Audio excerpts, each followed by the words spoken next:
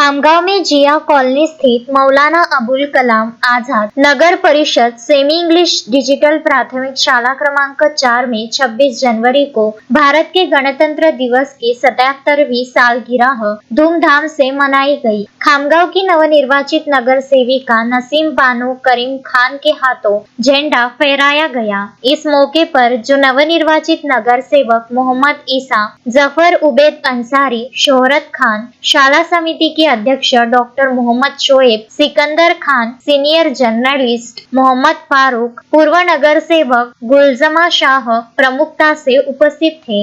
इस मौके पर नन्हे मुन्ने विद्यार्थियों ने डरावनी पेश करते हुए सभी का मन मोह लिया था। तिलावत नाइला फातिमा ने तथा संचालन अनीश मुनीम ने किया।